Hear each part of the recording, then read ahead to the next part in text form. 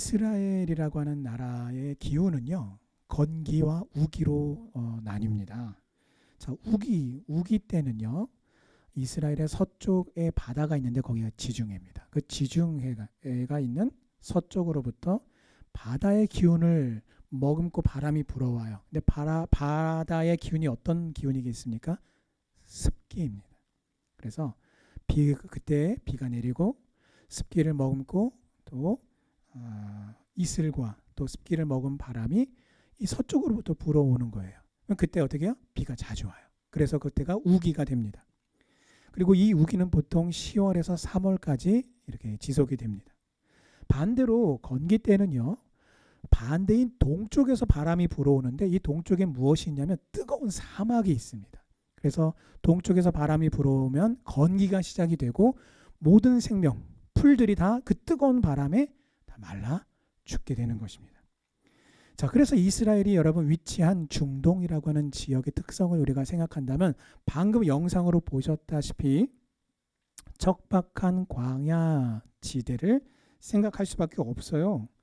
아니 그런데 우기 때는 방금 설명드렸던 대로 이런 지중해성 어떤 기후의 영향력이 강해지다 보니까 비가 자주 와서 비가 자주 내립니다. 그리고 반대인 건기 때는 아열대성의 대륙성의 기후가 강해지면서 몹시 건조하고 뜨거운 날씨가 되는 것입니다. 여러분 그래서 요즘들 많은 분들이 성지순례 여행들을 많이 가시거든요. 근데 성지순례 여행을 갈 때 다양한 곳으로들 가시는데 참 많은 분들이 어디를 가시냐면 소아시아 지역들을 많이 가십니다. 왜냐하면 바울이 선교했던 선교 지역이고 또 일부 부분에서는 교회 형태와 어떤 그런 교회 터나 이런 부분들이 보존이 잘 돼 있기 때문이에요. 자, 그래서 의외로 어디를 잘 안 가냐면요, 이스라엘을 잘 안 갑니다.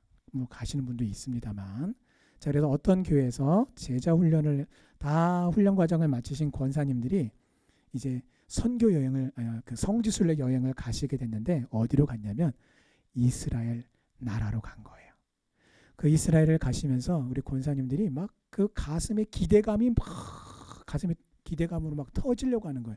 그 왜 그런가 봤더니 아니 맨날 성경으로만 읽고 성경으로만 듣던 그 현장과 그 장소를 직접 내가 가본다니라는 마음으로 부푼 가슴을 안고 비행기에 올라타셨어요. 그래가지고 가는 내내 빨리 가고 싶어 그랬는데 아니 이스라엘에 딱 도착을 했는데 권사님들의 실망이 이만저만이 아니었습니다. 왜냐? 여러분 여행의 절반은 뭐예요?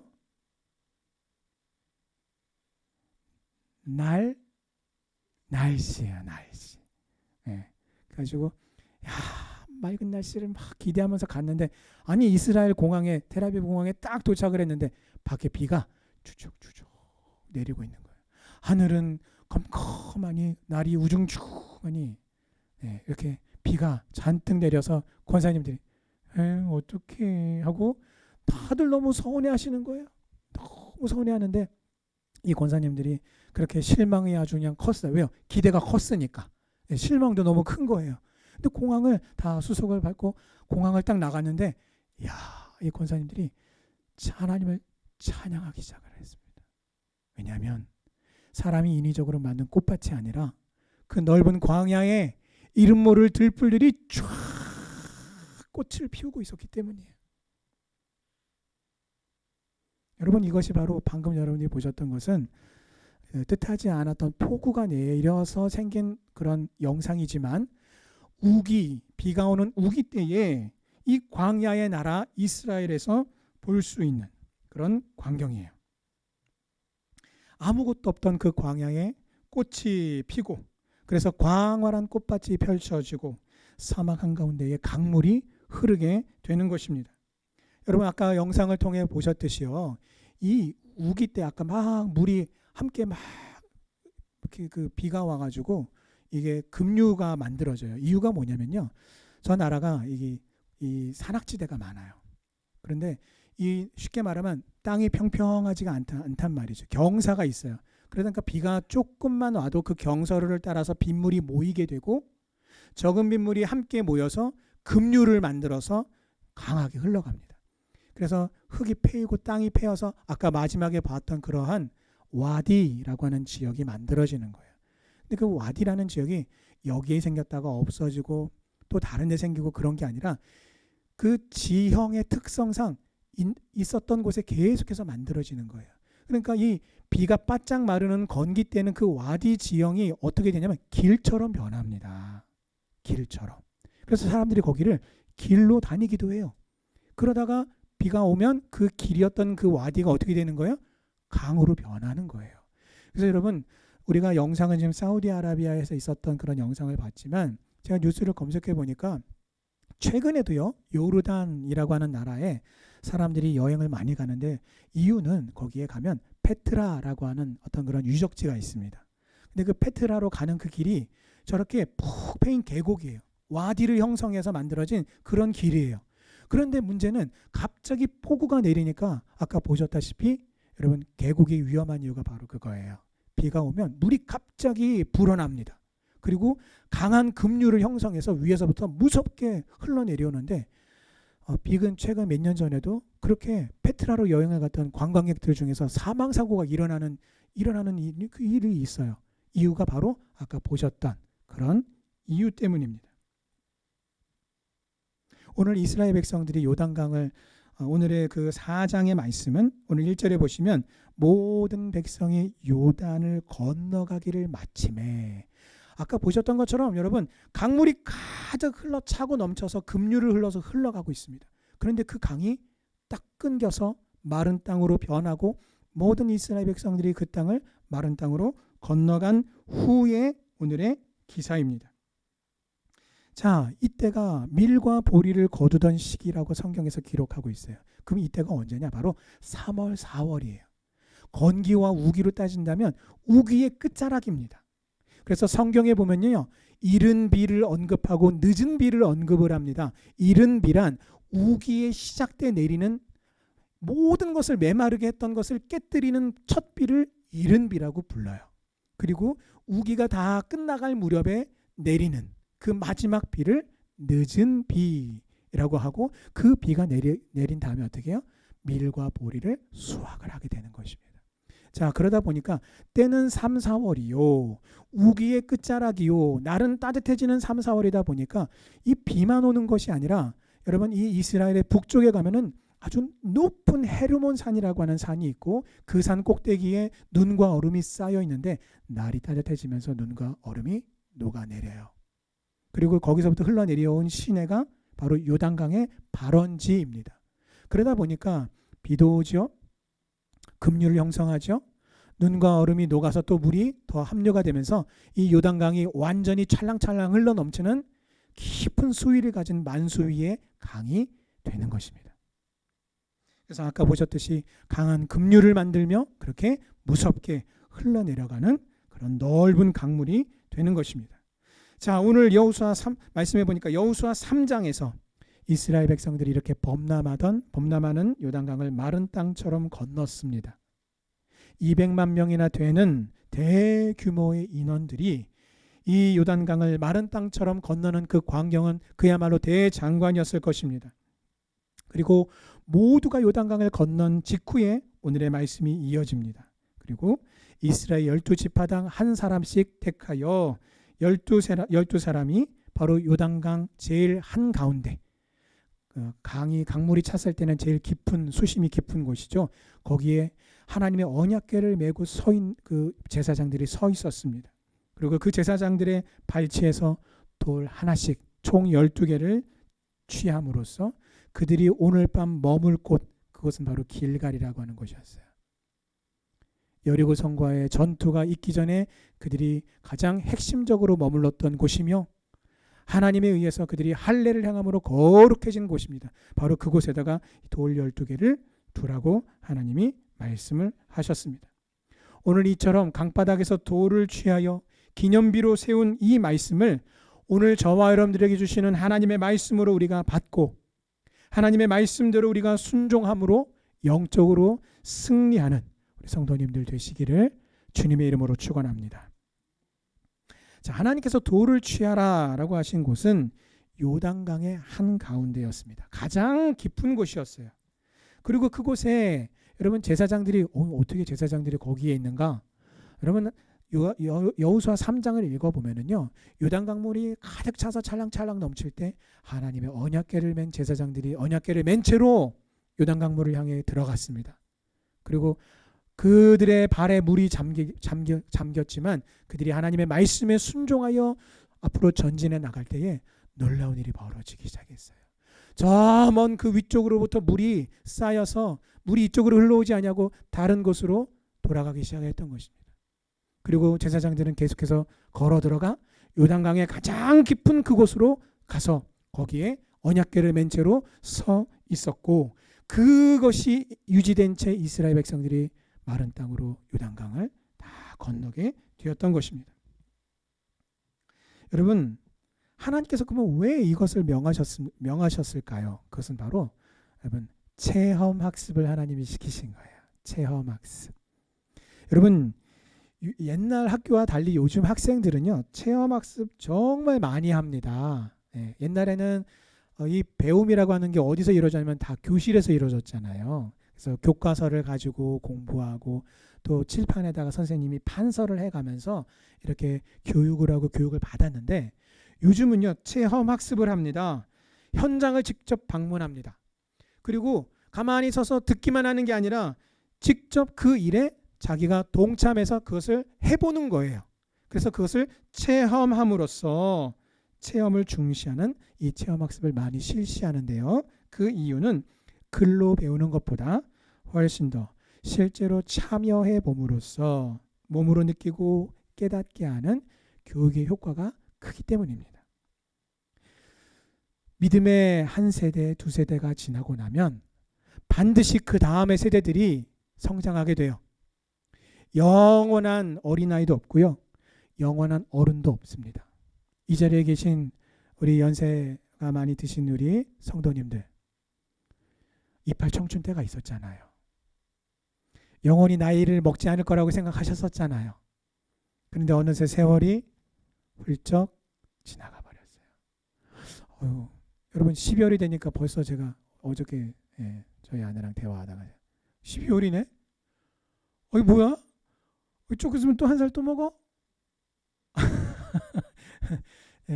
제가 이렇게 말하는 이유는 앞에 사자가 변한 지가 그렇게 오래되지 않았기 때문이에요. 벌써 오자가 아직도 익숙지가 않아요. 아니, 앞자리가 오자가 됐는데 오자가 이제 되는 게 아니라 벌써 됐는데 아직도 익숙지가 않단 말이에요.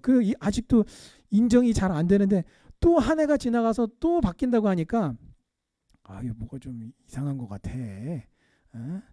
나이는 먹는다는데 나는 안 바뀐 것 같은데 나이만 사람들은 나보고 한 자릿수 또 늘었네 이렇게 부르는 그 자체가 살짝 인정하기도 싫고 인정도 잘 안 되고 실감도 잘 안 나고, 그러다가 또 몸이 아플 때가 되면은 또 그 실감이 나기도 해요. 이 옛날하고 또 달라졌구나라고 느껴져요.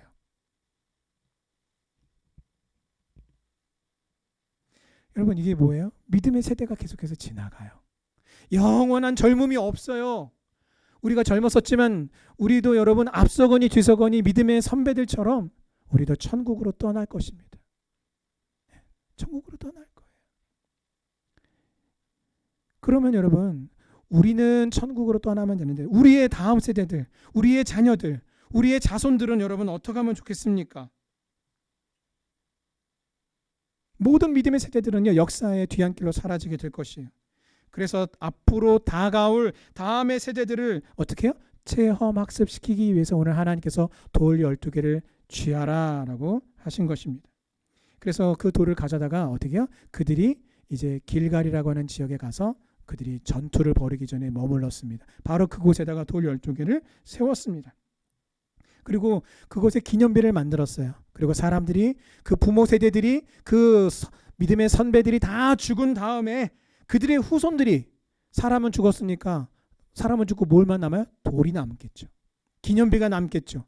이게 뭐야? 이게 도대체 무슨 의미야? 라고 물을 때에 바로 그때에 하나님이 우리의 왕이 되셔서 하나님의 선하신 뜻대로 우리를 인도하시고 지키시고 보호하셔서 하나님의 나라와 영광을 우리로 하여금 나타나게 하셨던 증거야 라고 밝히 증거하도록 하신 것이에요.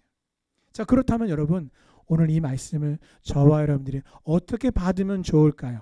이 말씀을 나에게 어떻게 적용하면 좋을까요? 우리 교회 앞에 가면 여기 개울이 있습니다. 거기 가면 돌이 많이 있어요. 예배 마치고 가서 우리가 들 수 있는 만큼의 가장 큰 돌을 들고 오면 될까요? 아닙니다.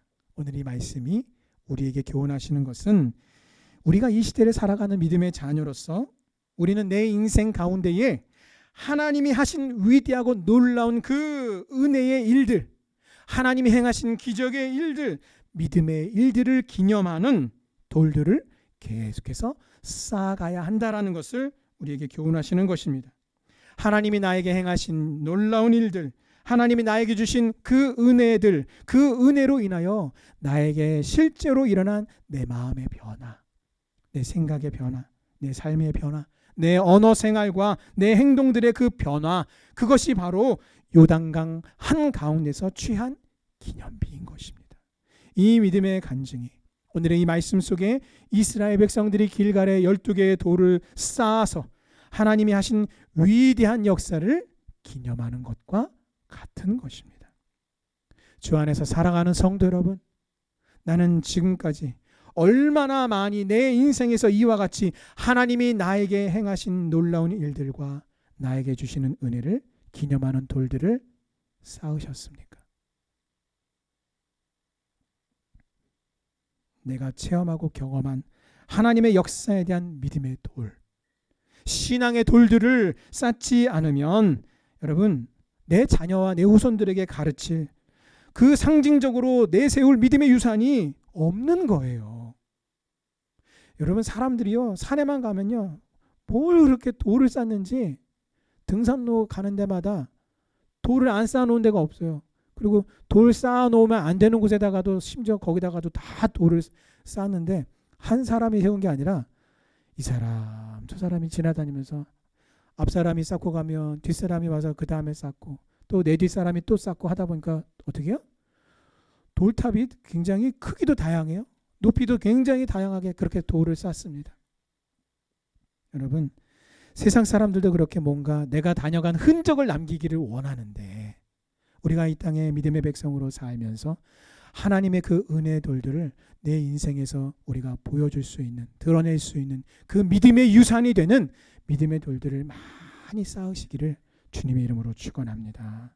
그래서 만약에 여러분 그렇게 내 삶에 확인할 만한 은혜의 돌, 기적의 돌, 믿음의 돌, 신앙의 돌이 없다면 내 자녀와 내 후손들이 그 부모의 믿음을 보면서 뭐라고 하겠습니까? 헛된 것이라고 그렇게 평할 거예요. 그래서 여러분, 교회 안에 장로, 목사, 권사, 이 중직자들의 자녀들 중에 믿음을 떠난 사람들이 너무나 많아요. 너무나 많아요. 참 제 자신도 너무 그런 부분에 있어서는 너무 부끄러운 것 같아요. 왜 그렇습니까? 부모들의 그 삶에서 믿음의 유산을 자녀들이 발견하지 못하기 때문에 그러는 거예요. 나에게 은혜와 믿음의 돌을 쌓은 위대한 신앙의 경험과 간증이 없는데 나의 자손과 후손들이 하나님을 잘 믿고 하나님의 은혜를 경험하기를 바랄 수는 없는 것입니다. 그래서 여러분, 이런 믿음의 유산 없이 예수 믿으세요, 교회 오세요 하니까 사람들이 뭐라고 비난합니까? 너나 잘 믿으세요 라고 하는 거예요. 하나님은 12지파에게 각각 돌 하나씩을 취하게 하셨습니다. 이 말은 무슨 말입니까? 여러분, 이 자리에 우리가 다 함께 하나님을 예배하고 있지만 이 함께한 이 안에는요, 믿음이 우리가 강한 성도님들도 있고 상대적으로 믿음이 더 연약한 사람들도 있습니다. 그러나 우리가 기억할 것은 믿음이 강한 사람만 모여서 주님의 교회가 되고 믿음이 연약한 사람들은 주님의 교회가 아니다라고 하는 생각은요, 너무나 잘못된 생각이에요. 주님의 교회는 믿음이 강한 자와 믿음이 연약한 자가 함께 모여서 주님의 교회가 되는 것입니다. 그러므로 믿음이 강한 사람들은 믿음이 연약한 자들을 감싸 주어야 돼요. 그럼으로써 온전히 연합함으로 하나가 되어야 됩니다. 또한 믿음이 연약하신 분들은 믿음이 강한 사람들, 믿음이 강한 성도들을 보면서 영적으로 계속해서 선한 도전을 받아서 나도 저렇게 해야지 라고 하는 어떤 그런 결단을 가지고 하나가 되어야 하는 것입니다. 서로가 함께 어우러져서 각자가 순종의 도를 취해야 합니다. 믿음이 연약한 자는 연약하지만 최선을 다해 순종의 도를 취하고, 믿음이 강한 자는 강한 대로 최선을 다해 순종의 도를 취합시다. 그렇게 해서 12개의 돌이 다 함께 모여서 하나님의 은혜를 나타내는 하나의 기념비가 되고 하나의 교회가 되어 이 세상 가운데에 하나님의 은혜와 능력을 밝히 드러내게 될 줄 믿습니다. 하나님의 말씀에 순종하셔서 내 자손들에게 교훈하고 남겨줄 수 있는 은혜의 돌을 쌓는 주님의 교회, 주님의 성도님들 되시기를 주님의 이름으로 축원합니다. 자, 또 한 가지 우리가 기억할 것이 있습니다. 그것은 하나님께서 12개의 돌을 취하게 하셔서 이 길갈에 세우게 하셨는데요. 오늘 9절 말씀에 보면은요, 여호수아가 하나님이 명하시지 않은 한 가지 일을 합니다. 그게 뭔가 봤더니 제사장들이 서 있었던 요단의 가장 강바닥 깊은 곳에서 바로 그곳에다가 12개의 돌을 다시 거기다 세운 거예요. 여러분, 왜 여호수아가 이렇게 했을까요? 당시는 강이 범람하던 시기입니다. 그 범람하던 때에 물이 말라버리고 갈라져서 가장 깊은 곳에다가 돌을 12개를 세웠어요. 자, 그러면 오늘 말씀에 보면은요, 이 제사장들이 언약궤를 맨 채 다시 강 바깥으로 육지에 발을 디디자마자 강물이 다시 흘러와서 강이 다시 찰랑찰랑 흘러넘치게 되었어요. 오늘 그 18절에 보시면 그 말씀이 나와 있습니다. 요단 강물이 본래의 방향대로 흘러 전과 같이 언덕에 차고 넘치게 되었습니다. 여러분, 그렇게 되면은 강바닥에 세워놨던 12개 돌이 보일까요? 안 보일까요? 안 보이죠. 물 속에 가라앉기 때문에 보이지가 않습니다. 여러분, 그렇습니다. 요단 강물이 흘러 넘치는 만수위의 때에, 물이 풍족하여 생명력이 넘치는 때에, 하나님의 은혜가 풍성하게 내 인생 가운데 차고 넘치는 때에는요, 강바닥에 세워둔 그 기념비가 보이지가 않게 되는 거예요. 그러면 언제 그 돌을 볼 수 있게 될까요? 바로 비가 내리지 않는 건기 때입니다. 건기는 5월부터 9월까지 지속됩니다. 그리고 이때는 40도를 넘나드는 아주 고온의 그런 기후가 됩니다. 동쪽의 뜨거운 사막으로부터 열풍이 불어와서 모든 생명 있는 초목을 아주 바짝 다 말려버리고 죽여버려요. 그리고 강물이 흘렀던 그 지역이 다 물이 말라버려서 와디, 아까 보셨던 대로 골짜기로 변해버리는데, 바로 이때에 요단강 가장 깊은 곳에 세워두었던 돌 12개의 기념비가 드러나고 보이게 되는 것입니다. 주 안에서 사랑하는 성도 여러분, 우리가 건강하고 모든 일들이 다 잘 되고 관계가 좋고 기쁘고 감사하고 즐겁고 풍성할 때는요, 하나님을 찬양하는 일이 어렵지 않아요. 왜 그렇습니까? 그냥 가만히 있어도요, 절로 콧노래가 나오기 때문입니다. 그러나 건기가 닥쳐와서 모든 생명이 말라버리고 생명의 근원이 되는 강물까지 다 말라버린 채 죽음의 열풍이 불어오는 인생의 건기와 신앙의 건기와 같은 위기의 때에, 고난의 때에, 뒤로 넘어졌는데 코가 깨지는 바로 그때에, 설상가상처럼 인생의 위기가 겹으로 찾아오는 바로 그때에 나를 위해서 놀라운 기적의 역사를 일으키셔서 만수 위의 강물을 갈라버리시고 나로 하여금 마른 땅을 건너게 하신 그 은혜의 하나님, 능력의 하나님께서 나를 사랑하셔서 그 아들 예수 그리스도를 십자가에 내어주어 내 모든 죄와 내 모든 허물을 사하심으로 죄와 사망에서 건져내시고 예수를 구주로 믿게 하시고 구원을 얻게 하시며 하나님의 자녀 삼아 주셔서 하나님의 나라와 영광을 위해 믿음으로 살게 하셨습니다. 이 천국의 소망을 주신 그 하나님의 은혜를 발견케 하셨습니다. 어떻게 해요? 하나님께서 나에게 주신 은혜들을 기억하고 그 말씀에 순종하여 변화된 내 생각과 내 언어 생활과 예수님을 닮아서 성숙해지고 아름답게 변해가는 내 인격의 돌들을 쌓아감으로써 내 인생의 건기 때에 그 하나님의 그 말씀, 은혜의 말씀, 소망의 말씀, 능력의 말씀을 바라보고 잊지 않게 하신 것입니다. 우리의 신앙에도 우기의 때와 건기의 때가 존재합니다. 은혜가 충만하고 삶의 모든 영역들이 풍성한 영적인 우기가 있습니다. 하지만 우리가 원하지 않지만 안타깝게도 신앙의 건기가 찾아올 때가 있어요. 아무리 기도해도 하나님이 들으시는 것 같지 않고, 봉사해도 기쁨도 없고 보람도 없고 힘이 안 납니다. 예배 시간에 우리가 나와서 하나님을 예배해도 하나님이 주실 은혜에 대한 기대감도 내 마음에 없고, 예배를 드려도 내 마음에 감동도 은혜도 없습니다. 그 결과 뭐 어떻게 해요? 빠질 수는 없고 습관적으로 예배를 드리는 거예요. 내 입술에도 감사와 찬양보다는 짜증과 불평이 나도 모르게 흘러나옵니다. 정죄의 말들을 쏟아내기도 합니다. 모든 게 귀찮아지기도 해요. 바로 그럴 때에, 내 인생의 건기 때에 내 눈에 비로소 보이는 것이 요단강, 그 바짝 말라버린 그 요단강 한가운데 놓여져 있는 은혜의 돌, 믿음의 돌, 신앙의 돌이에요. 여러분, 그 돌이 도대체 무엇을 의미합니까? 그 돌이 실질적으로 우리에게 의미하는 바가 무엇입니까? 그 12개의 돌이 세워진 장소를 여러분 기억하십시오. 어디입니까? 요단강 한가운데예요. 그 왜 한가운데입니까? 바로 그곳에 하나님의 언약궤를, 하나님의 임재를 상징하는 하나님의 언약궤를 맸던 제사장들이 서 있던 곳이에요. 그것은 바로 임마누엘의 우리 주 예수 그리스도를 가리킵니다. 내 신앙의 건기, 내 영적인 여러분 침체가 가장 심할 때에 우리가 바라봐야 할 곳은 바로 예수 그리스도예요. 은혜의 돌이 되시고 생명의 산돌이 되시는 우리 주 예수 그리스도입니다. 가장 메마르고 내 인생의 위기의 순간에, 내 인생의, 내 신앙의 위기의 때에 요단강 한가운데 쌓아놓은 그 12개의 돌을 바라보며 여러분, 그 자리가 하나님의 언약궤가 있었던 자리임을 기억하듯이 우리가 힘들고 어려울수록 더 집중하고 바라봐야 할 분은 바로 예수 그리스도이십니다. 히브리서 12장 2절 말씀입니다. 믿음의 주요 또 온전하게 하시는 이인 예수를 바라보자.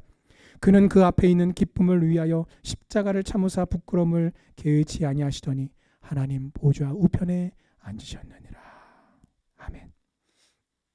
예수님을 믿음으로 바라보고 의지하십시오. 그럴 때에 이른 비와 늦은 비처럼 하나님께서 우리를 불쌍히 여기신다면 은혜의 비를 내려주시고 내 영혼이 소성케 되는 은혜를 베풀어 주실 것입니다. 예수님의 이름을 여러분 믿음으로 부르십시오. 혹시 성도님들 중에 바로 지금이 내 인생의 건기이고 내 신앙의 건기이신 분이 계십니까? 그렇다면 나를 사랑하사 나를 위해 자기의 목숨을 버리시고 나를 향한 하나님의 계획이 이루어지도록 중보자로서 돕고 계시는 우리 주 예수 그리스도를 다시 한번 믿음으로 바라보시기를 간절히 소망합니다. 그래서 오늘 우리의 찬양의 가사와 같이, 우리의 믿음의 고백과 같이 나의 작은 신음에도 응답하시는 예수 그리스도를 바라보십시오. 예수님께 내 모든 삶의 방향과 초점을 맞추어 하나님의 말씀대로 순종하시기 바랍니다. 말씀을 맺겠습니다. 오늘 예배하시는 모든 성도님들의 삶에 하나님의 말씀에 대한 순종의 돌들을 계속해서 지속적으로 쌓아가시기를 바랍니다. 그래서 하나님의 은혜를 경험하고 하나님의 응답과 도우심에 대한 역사, 하나님의 말씀대로 내가 순종할 때에 내 마음과 내 영혼에, 내 삶에 일어나는 여러분 은혜로운 변화, 응답의 역사, 실제 내 삶에서 나타나는 그 하나님의 놀라운 그 응답의 역사들을 경험하시기를 주님의 이름으로 축원합니다. 그리고 그 모든 은혜로운 그 은혜의 돌들, 응답의 돌들을 하나하나 기념비처럼 내 삶의 변화로 풍성하게 쌓아가시기를 바라요. 그럴 때에 우리에게 참된 신앙의 유산들이 쌓이게 되고 그것을 통해서 나의 자손들이 하나님께서 인정하시는 바른 길, 축복의 길로 가게 될 줄 믿습니다. 그래서 내 인생에 신앙의 건기가 왔을 때에 요단 한가운데에 세워둔 그 12개의 돌이 드러나 그 돌들을 통해 하나님의 언약궤를 기억하듯이 하나님의 임재를 바라보듯이 예수 그리스도를 온전히 믿음으로 바라보고 하나님을 의지하여 승리하는 우리 성도님들 다 되시기를 주님의 이름으로 축원합니다. 아멘. 기도하시겠습니다.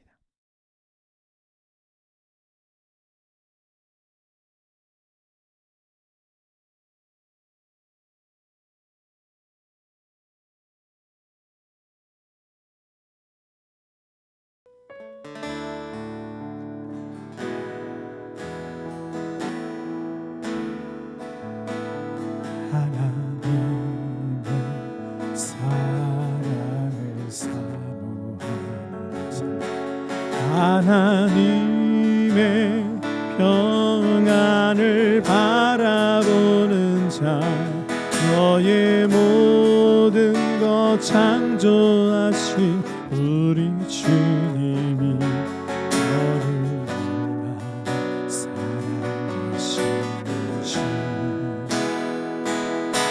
하나님께 찬양과 경배하는 자, 하나님의 선하심을 닮아가는 자, 너의 모든 것 창조하신 우리 주님이 너를 잘 사랑하시네. 하나님 사랑의 눈으로 너를 어느 때나 바라보시고 하나님 인자한 귀로서 언제나 너에게 기울이시니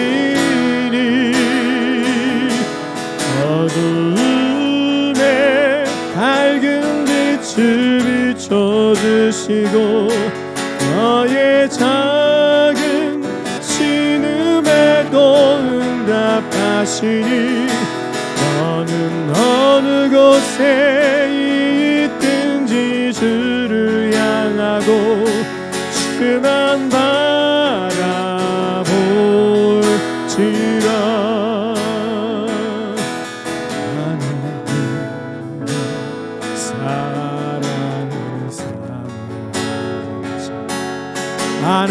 하나님의 평안을 바라보는 자, 너의 모든 것 창조하신 우리 주님이 너를 얼마나 사랑하시는지 하나님께 찬양과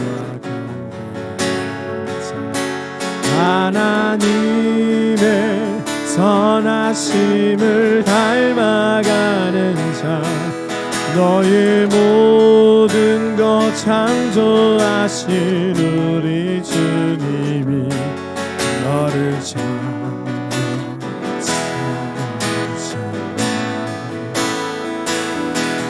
하나님 사랑의 눈으로 너를 어느 때나 바라보시고 하나님 인자한 귀로서 언제나 너에게 기울이시니 어둠에 밝은 빛을 비춰주시고 너의 작은 신음에도 응답하시니 너는 어느 곳에 있든지 주를 향하고 주만 바라보. 하나님 사랑의 눈으로 하나님 사랑의 눈으로 너를 어느 때나 바라보시고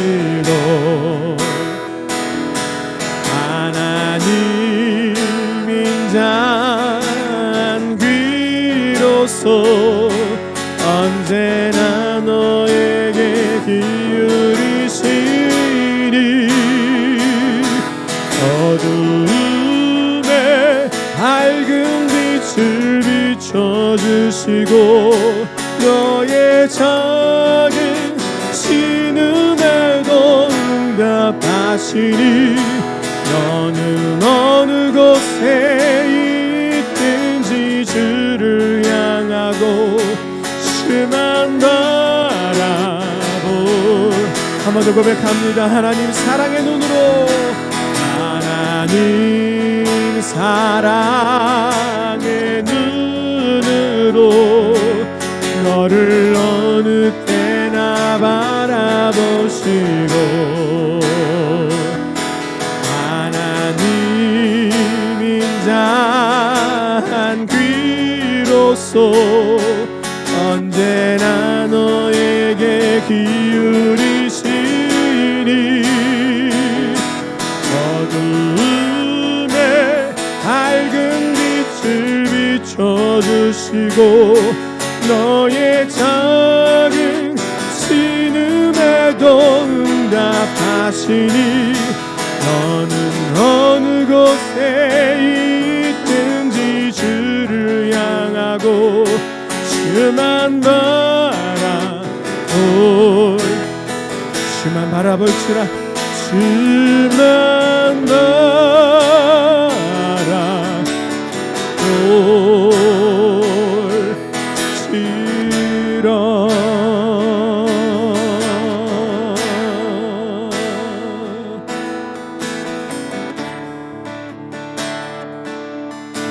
주 사랑이 나를 숨쉬게 세상 그 어떤 어려움 속에 주 은혜로 나를 돌보시고 세상 끝날까지 지켜주시는 주 사랑이 나를 이끄시고 내가 갈 수 없는 그곳에 주의 사랑을 붙드시고 세상 끝날까지 인도하시네. 주만이 내 아픔 아시며 주님만이 내 맘 어루만지네. 어느 누구도 나를 향하신 주님의 사랑을 끊을 수 없네. 주님만이 내 능력이시며 주님만이 나의 구원이시네. 어느 누구도 나를 향하신 주님의 사랑을 끊을 수 없는 주 사랑이 나를 숨쉬게 해. 주 사랑이 나를 숨쉬게 해. 세상 그 어떤 어려움 속에 주 은혜로 나를 돌보시고 세상 끝날까지 지켜주시네. 주 사랑이 나를 이끄시고 내가 갈 수 없는 그곳에 주의 사랑 나를 붙드시고 세상 끝날까지 인도하시네. 주님만이 내 아픔 아시며 주님만이 내 맘 어루만지네 어느 누구도 나를 향하신 주님의 사랑을 끊을 수 없네 주님만이 내 능력이시며 주님만이 나의 구원이시네 어느 누구도 나를 향하신 주님의 사랑을 끊을 주님만이 내 아픔 아시며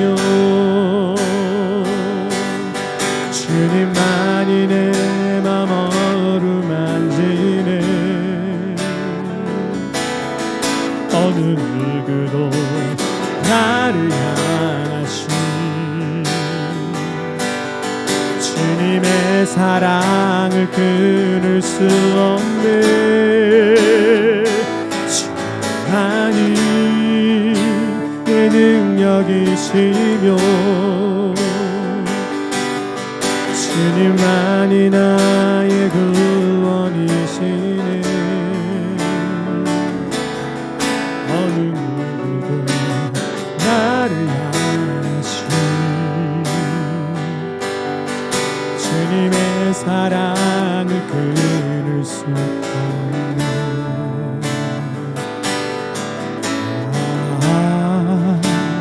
하나님의 은혜로 있을 데 없는 자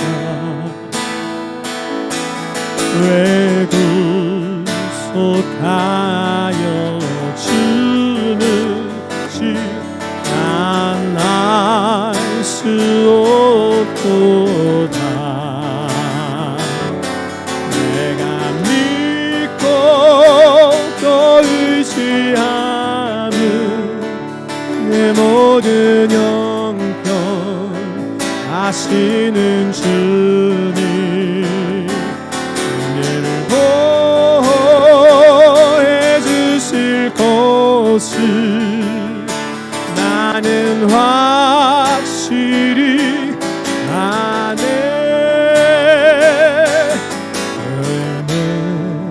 내게 굳센 믿음과 복음 주셔서 내 마음이 항상 떠난지 난 알 수 없도다 내가 믿고 또 의지하는 내 모든 형편 아시는 주님 늘 보호해 주실 것을 나는 확실히 아네 왜 내게 성령 주셔서 내 마음을 감동해 주 예수 믿게 하는지 난 알 수 없도다 내가 믿고 또 의지함은 내 모든 형편 아시는 주님 은혜를 보호해 주실 것을 나는 확실히 아네 주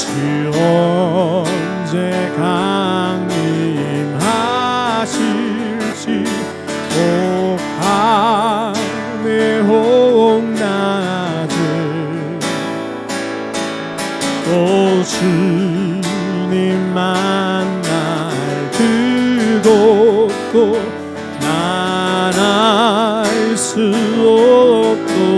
없도다. 내가 믿고 또 의지함은 내 모든 영혼 하시는 주님 늘 보여주실 곳을 나는 확실히 아네. 내가 믿고 또 의지함은 내 모든 영혼 하시는 주